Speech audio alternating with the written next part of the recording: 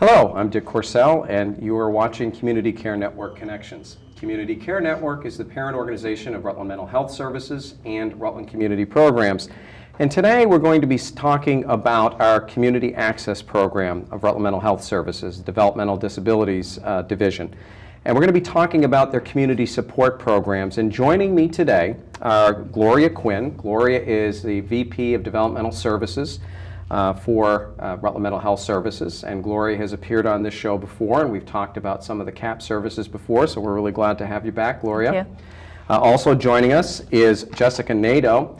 Jess is a community support coordinator with the Developmental Disabilities Division at Rutland Mental Health Services, and this is your first time on the show, so we welcome you as well. Thank you. And another veteran of Connections is Jessalyn Gustin, and Jessalyn is the director of the community support team at Rutland Mental Health Services, so we're very happy to have you back again. Thank you. Thanks.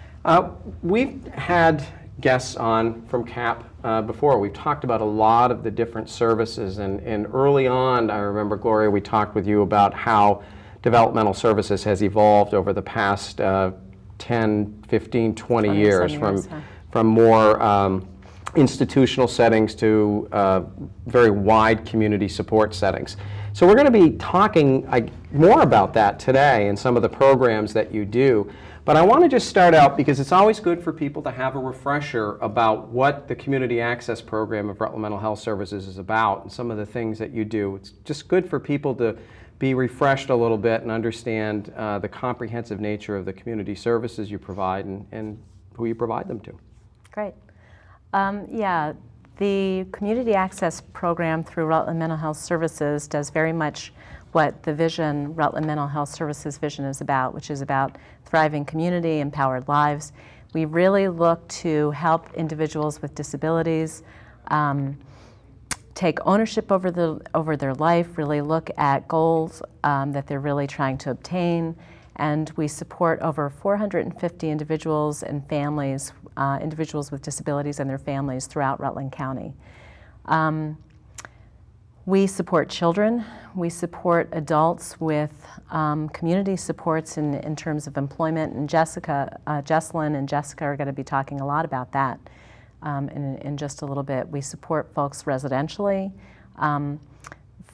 which range from 24-hour intensive medical supports to intermittent supports with smaller things like budgeting and some basic daily living in apartment settings. So we really individualize it based on what they're really needing in their life.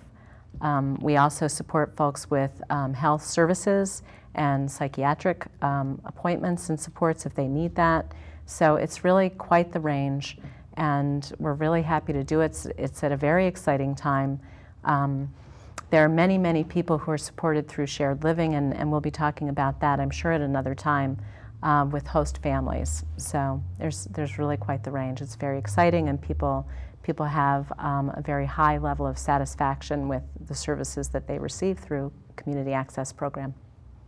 Great.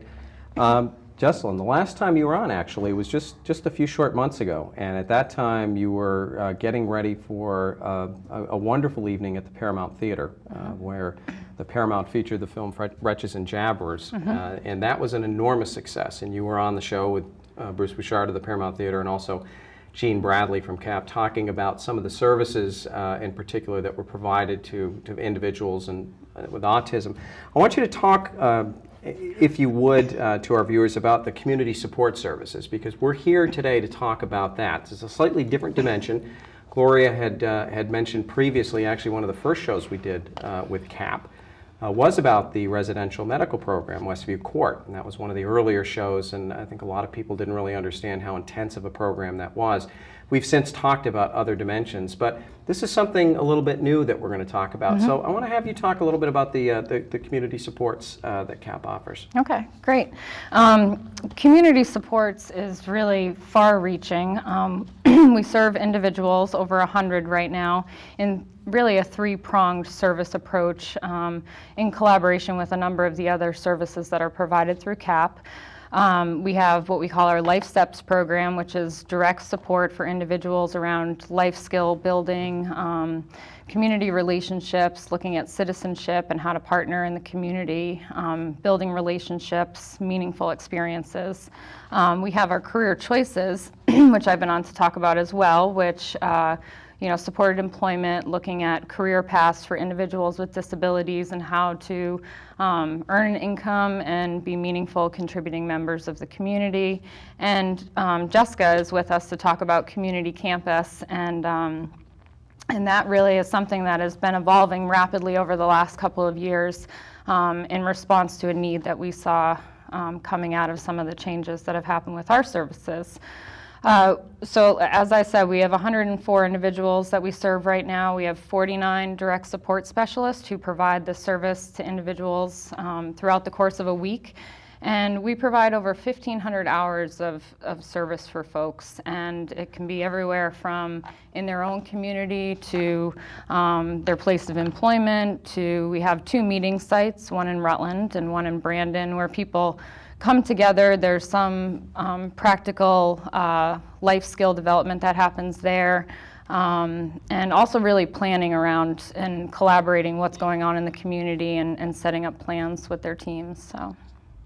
It's a lot of services, and we will obviously talk a little bit more about career choices, but let's talk about the LifeSteps program and some of the services. You had mentioned that and what that program is designed to do. So talk a little bit more about LifeSteps in particular. Okay. So LifeSteps looks at person-centered planning and support for each individual that receives that support. There's a pretty intensive process working with teams and families and some of the number of other service providers to say, what is it that you want as an individual to come from these supports? And from that process, we really develop an individualized plan for those service hours, which can be anything from 5 to 25 hours a week, or sometimes they extend beyond that. We look at a lot of training and supervision for the direct support staff to really talk about each individual need and look at how we match our staff with the individuals that they'll be supporting, because we really feel that people who are matched well are going to accomplish great things together. So. We also have a community resource and information. We gather a lot of different collaborative efforts with the Godnick Center and some of the different community centers outside of Rutland, city. And it can be hard sometimes trying to help people achieve their goals in a small community outside of Rutland. So we are there to really kind of pool all that information together and help people develop meaningful schedules. We also look at, like I said, life skills and social development for people. If somebody's working on money management, we look at real practical applications for the best way to learn that is using your money and being out in the community and having a bank account and supporting people with those efforts. One of our really new and exciting efforts is the post-secondary support, which we've always supported individuals in ongoing educational efforts to further their career or interests. And now we are collaborating with a program called College Steps over at Castleton State College. And this year we had 4 individuals start there. They're non-matriculated students, but they're really flourishing on campus, and we're excited to see what's going to happen for them there. That's great, and yeah. it's a lot of activity that's going on. And I remember when we talked about career choices, one of the things that we always try to emphasize are the number of community collaborations that you have going on. And that's one of the things, too, Gloria, with CAP, that there is an awful lot of integration and reaching out to other agencies. And that's how the model apparently has evolved by necessity from having some central institution to a more community-based approach. How many people are involved in that, in the LifeStep program? And you had mentioned some of the places that you had them. Can you talk a little bit about the number, the people, and also some of the other perhaps community collaborators that you are involved with? We serve 30 individuals within that team with one-to-one individualized support, and we also have 29 individuals who receive support through the 2 meeting sites and more of a collaborative team approach to service. We partner, the partners are really, it's a limitless, there's so many partners. As I mentioned, the community centers that are already offering activities for individuals, that's a great resource. The library is a great resource. In regards to helping people, acquire higher levels of skill, we have people that go to Stafford for classes. We have individuals at adult ed, furthering their education in that way as well too. That's great. Now we're going to talk with Jess. This is your first time on the show. These guys are veterans talking about the Community Access Program, but you're a community support coordinator. Yes. And what is a community support coordinator? What are some of the things that you do in that role for CAP? Well, I support 20 individuals, which means I work on developing individualized schedules with them based on their goals and dreams. I sit down with them, talk about what they want to achieve in their life, different things that they want to do, learn, what they want to be involved in.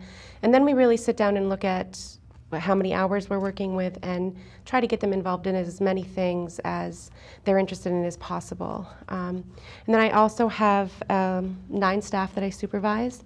I work very closely with the staff in, like Jessalyn referred to, training and making sure we're getting good matches so that the individuals receiving support really feel that connection, and it just becomes a natural system when you have a good match. It's really a good thing to see. So, and one of the other things I do is community campus. We have a campus council, a group of people that meet who are really driving the program. I'm kind of there doing the admin stuff and just, the paperwork and that kind of thing. But community campus has really become a great program. I'm very excited with what we've been able to do. And we've created a lot of partners out in Rutland County, including Vermont Adaptive. We did kayaking and canoe biking with them over the summer. And this winter coming up, we're going to have snowshoeing and some skiing. We've also been working with the Bardwell House. Vermont Martial Arts Academy did a karate thing with some people to see if they were interested in that. And really, we want people to get involved in this program and open doors to opportunities. And we want as much community participation with that as we can. So most of the classes, too, are they're provided by folks with disabilities. And they're partnered with some of the staff, and so the council, too, is made up primarily of the folks who've been participants of the community campus before, and they're helping to drive and direct and guide the campus model. That's correct, right? Absolutely.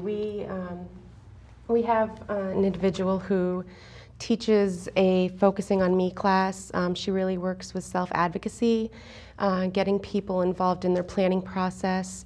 We have some folks who have worked on a voting class that's going on now, getting people involved in, of course, it's election politics, that perfect time of year, to get people involved. There's been some great feedback from that.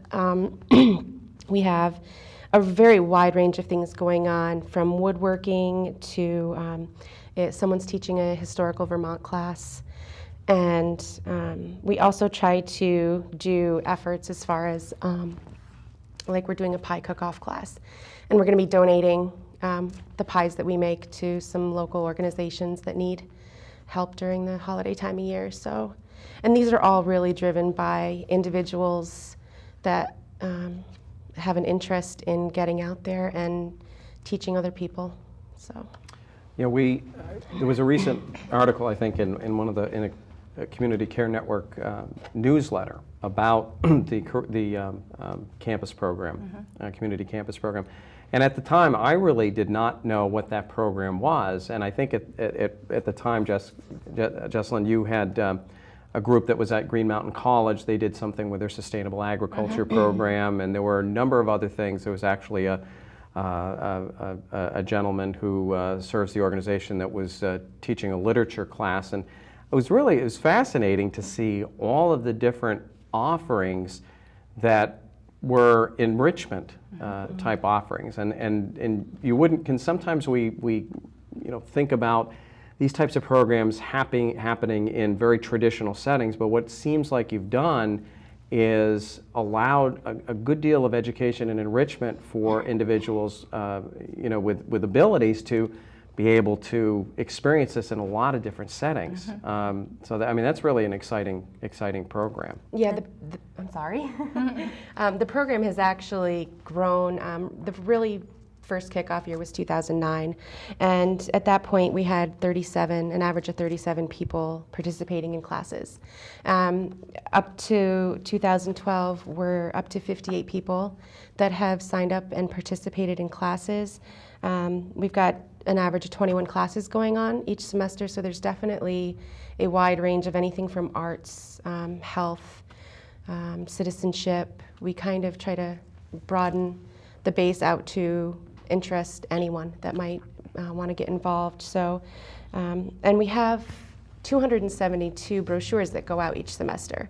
So we're trying to reach out to not only the people that might have the convenience of being right there at CAP all the time or being with the one-to-one services, but we try to reach out to people across Rutland County. There are people who don't receive direct services through CAP, who this is one way. Families came to us and said, we really want to be able to participate in some of the services or some of the activities. And the great thing about Community Campus, one of the great things, is that people are able to extend this beyond to folks who manage their own services. Families are able to tap into this, their sons or daughters, and there are individuals who kind of contract their own services. They're also able to take advantage of these community campus classes, and they've been really successful and they've been really pleased with that.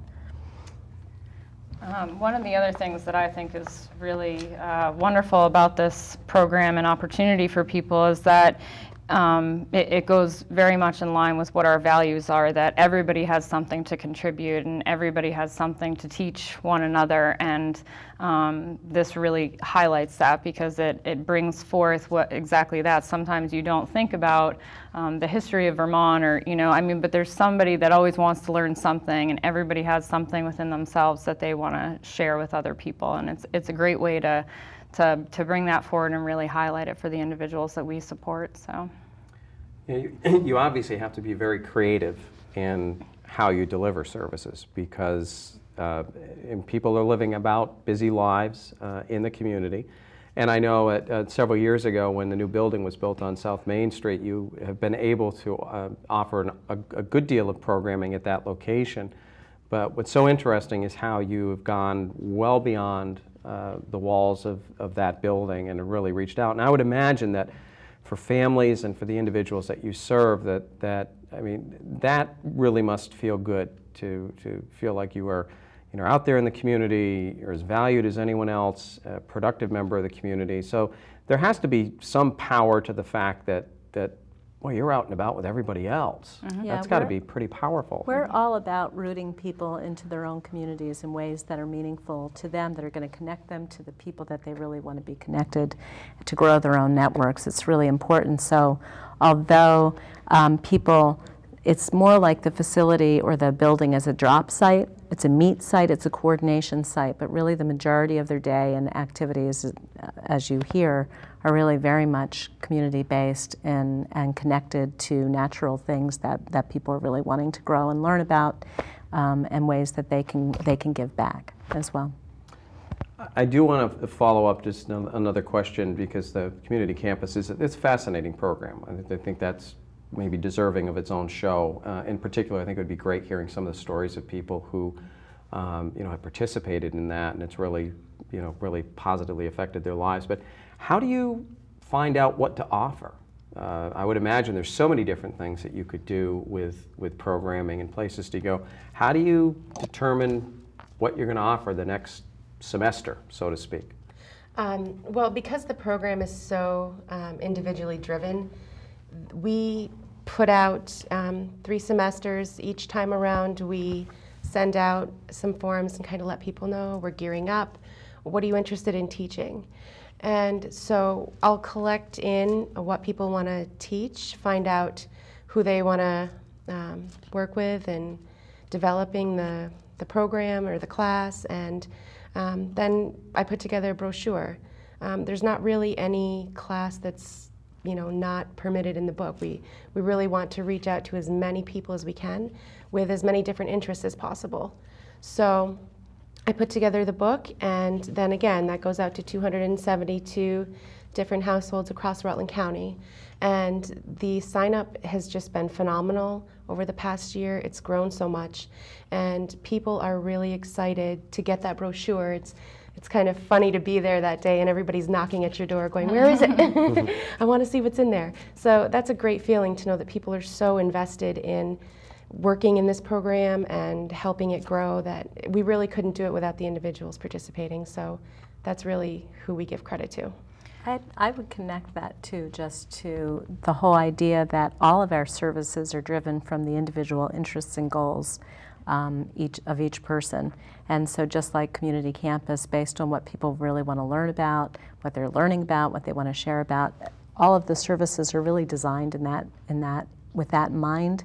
And the creativity of the staff is absolutely necessary, and the passions that staff can bring into sharing their own interests and what they like to teach about is what helps to match and help to move that forward.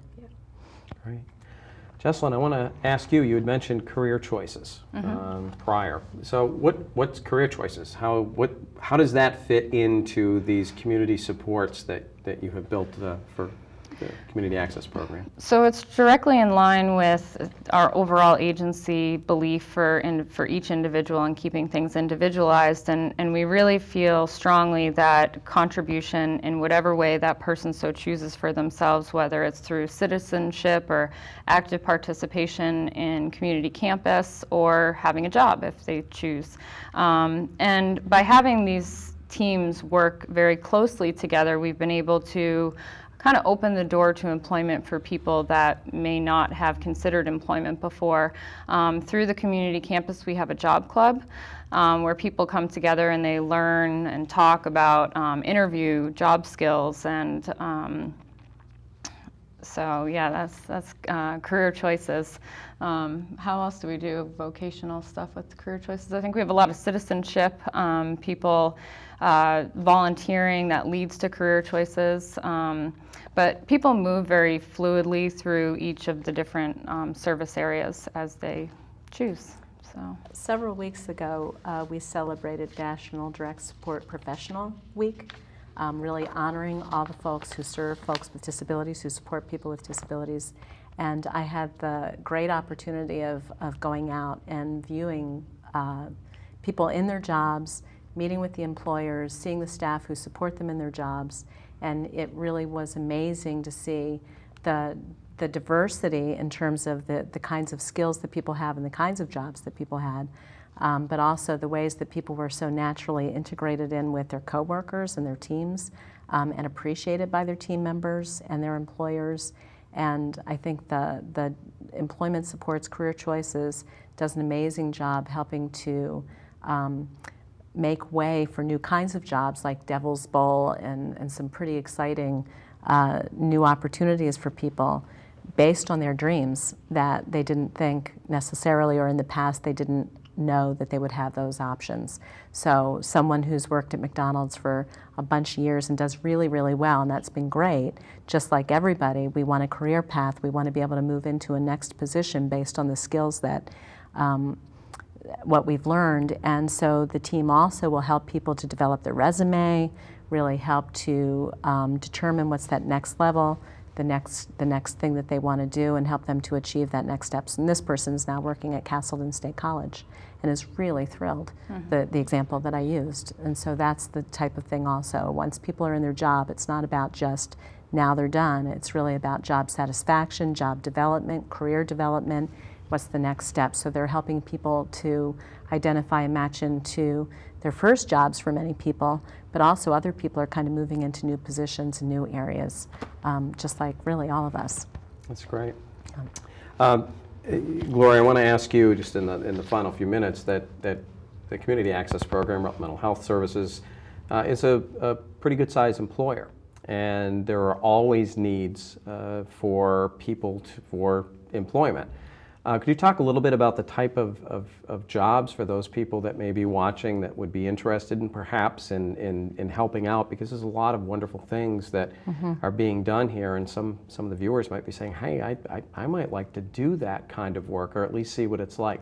What are some of the things people can do? Yeah, it's fun because I've been in the field for a really long time. I'd like to say I was a baby when I started. I've been in the field for about 30 years, and it's been really exciting to be a part of it. And as I work with the teams, we have some really creative, dynamic teams. And what we're looking for are people who are really interested in teaching, mentoring, bringing their own passions and interests in.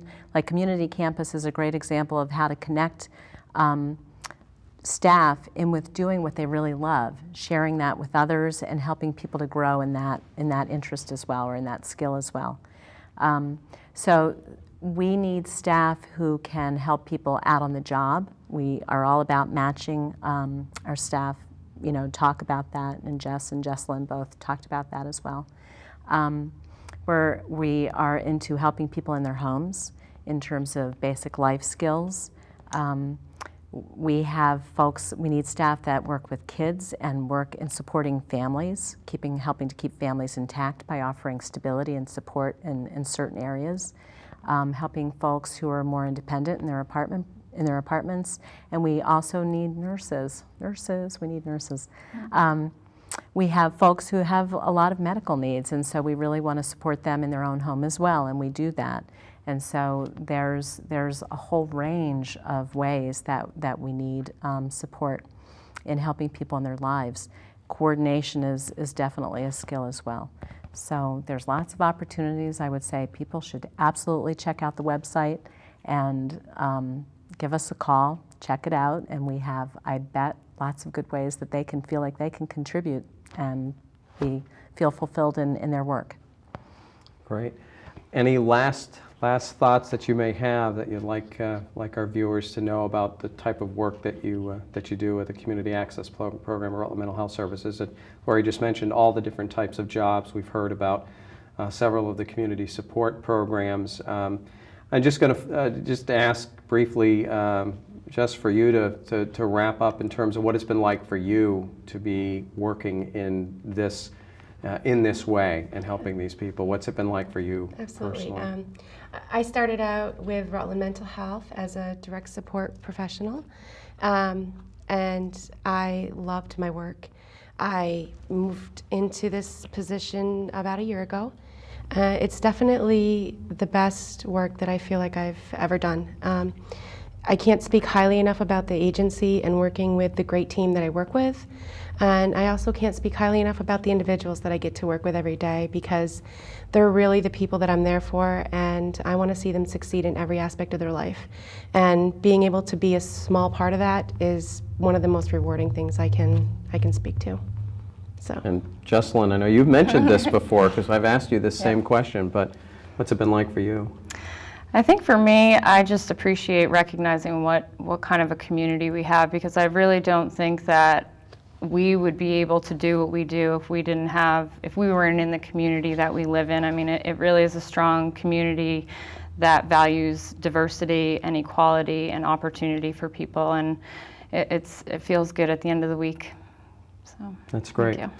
And for more information on jobs, Gloria, people can check out the website for Rutland Mental Health Services, and that is www.rmhsccn.org, correct? Correct. So they can check out the website, and under the employment links, they'll be able to find out a little bit more about the types of jobs that are open, not just at the Community Access Program, the Developmental Services Division, but also other jobs that may be available throughout the agency. But this is, it's great having you guys on. I want to thank my guests, Gloria Quinn and Jessica Nadeau and Jessalyn Gustin. Thank you.